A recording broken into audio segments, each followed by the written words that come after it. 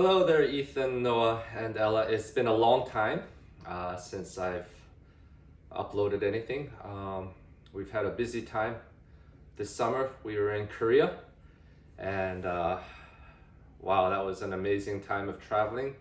And I loved spending time with you guys and visiting our old areas and eating delicious food and having experiences where it was unfortunate when you live there when you're younger. We left there when you were 5 years old and you didn't remember very much. But hopefully, from this trip now, um, whenever we talk of Korea, you'll be able to get these images in your head and you'll be able to understand what your young years of living in Korea were like. Today, I want to upload a message for you guys because I had a dream last night. I got woken up probably around 3 in the morning by this very vivid dream. And I thought that it was important for me to be able to convey to you what was on my heart at that time. So, as you know, one of the most important people in my life, a person who really impacted me as a child and one who continues to shape me now, is my grandmother. My mom and dad were busy working, and so my grandmother was the one who basically raised me. I remember her walking me to school in the mornings. I remember taking like 1.5 to 2 hour bus ride and walks to church on Wednesdays and Fridays.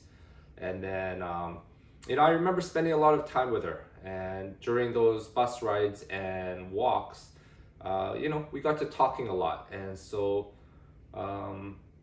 I still remember a lot of the words that she shared with me. I remember her life and the way that she lived her life. And in 1996, she passed away.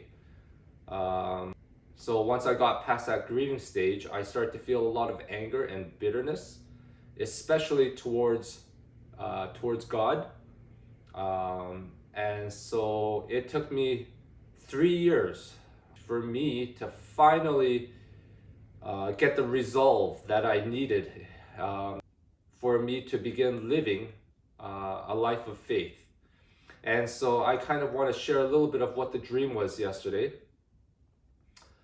Since my grandmother passed away, I would have dreams here and there where she would appear in my dreams and I would wake up crying.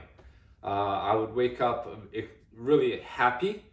There were tears of joy that I had seen my grandmother. But for the last 7 years or so, I didn't have these dreams. And I remember thinking that I missed her. And yesterday, she appeared in my dream. It was a dream with all our family, actually. And we had all gathered in living room. And I was having a conversation with my grandmother. And I was telling her that I really missed her.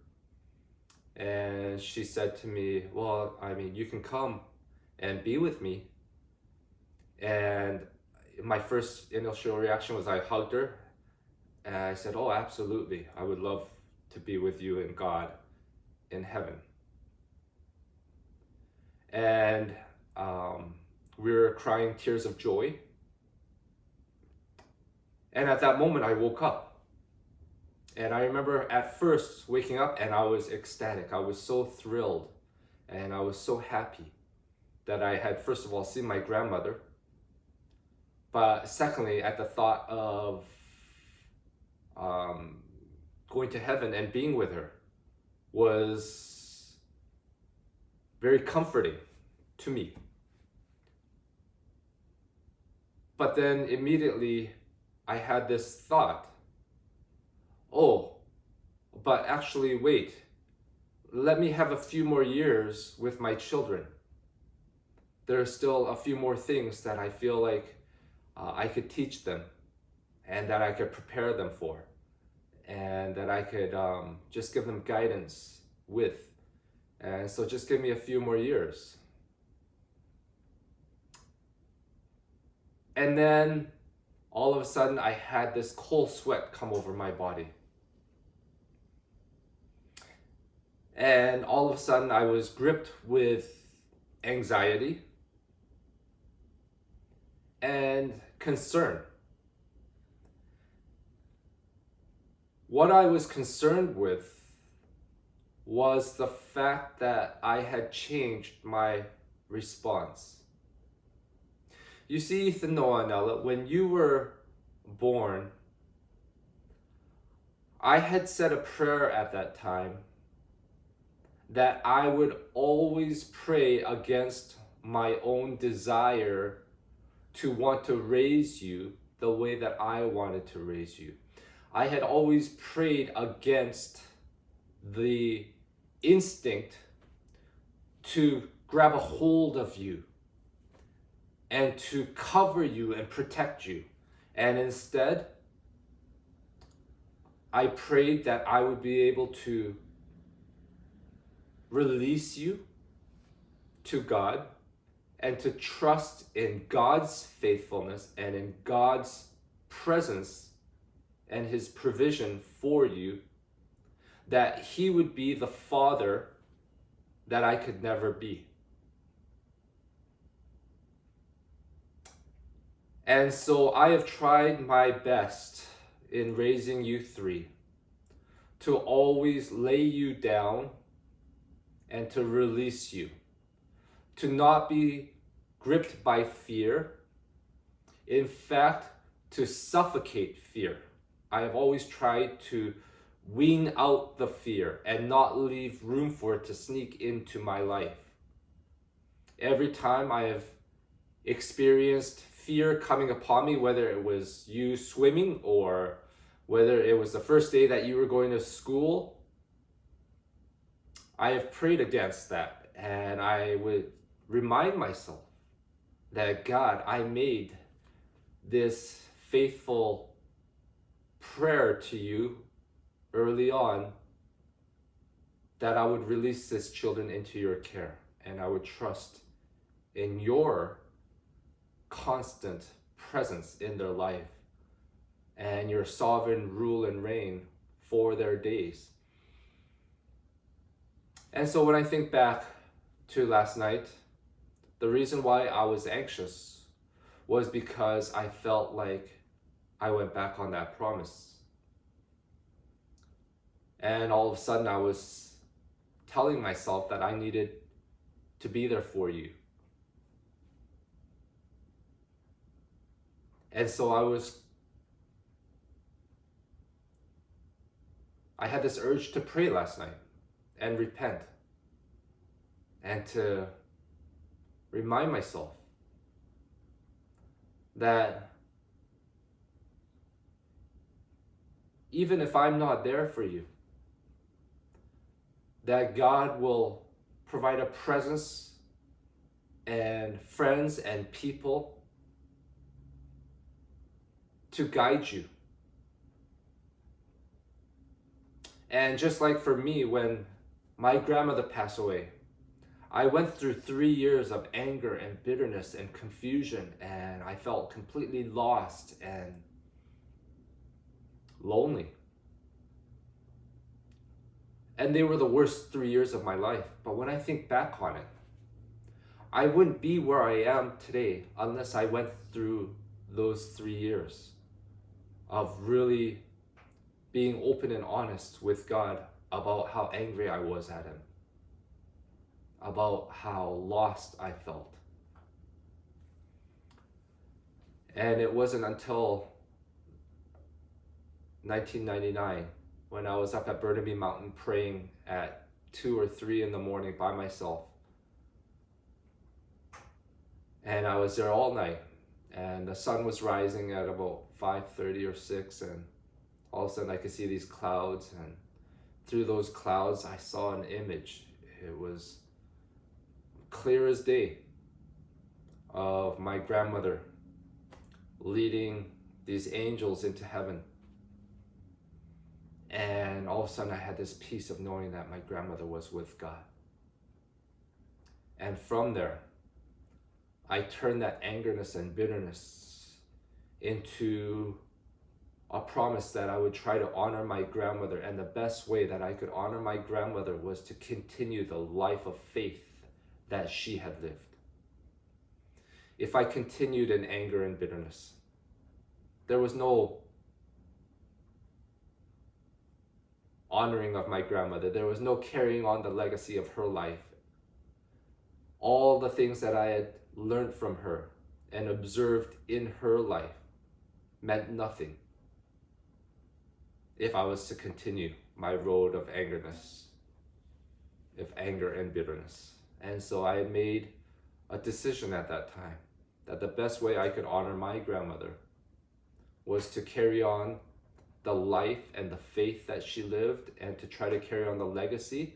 And even in raising you three children, that has been one of the main driving forces, is that I might be able to leave an impact and a fingerprint upon your hearts, that I might be able to pass along a legacy and a DNA of faith, so that perhaps one day you might also be able to make the same choice. And so that's a little bit of what I wanted to share today. Is I wanted to encourage you that you will have hardships in life. You will have seasons of loneliness and depression, of frustration and anger and bitterness, and seasons perhaps of success. But through it all, I just want you to know that God is faithful and He will never leave you. Those 3 years, from 1996 until 1999, there are a lot of times where I asked God why He left. There are a lot of times when I would present questions to Him and I didn't hear a response. And so I went on my own. I felt like I was on my own for 3 years. And yet when I look back, I see that He was always there. He was always there. He had never left. He was just giving me time to figure things out. He was giving me time to experience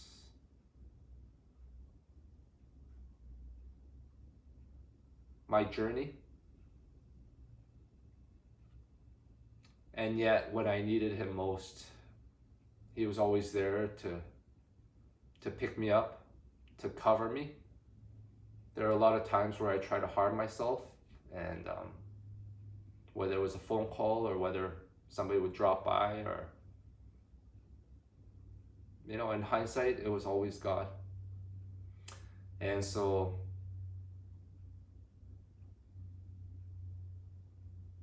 I want to remind you, Ethan, Noah, and Ella, that though life here on earth, sometimes we wonder about the evil. Sometimes we wonder about the hope. Sometimes we wonder about where we're gonna be with this planet, with the resources. On a smaller scale, sometimes we wonder with sickness and our health. And yet, my prayer and my hope for you three, and for Sandra, is that you will find your faith, and you will be able to journey through this life clinging to what God reveals to you, this relationship. It's not something that we force with our head. It's not something that we can strive towards with our heart. The only way to get there is by truly learning how to surrender and to open up your heart so that you are absolutely vulnerable before God. And learning how to be humble and desperate. Learning how to cry out to God. And my prayer is that He will reveal Himself to you and fill you with His Spirit and allow Jesus to come alive. Allow the things that you read in the Bible all of a sudden to have new, deep meaning.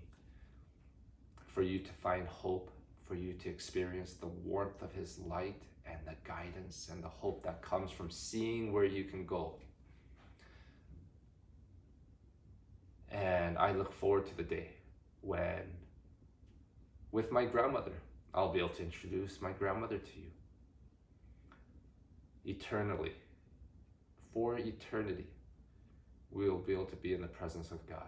That is my hope. So don't trade that in for anything. Everything this world offers you, you will learn very soon, is temporary.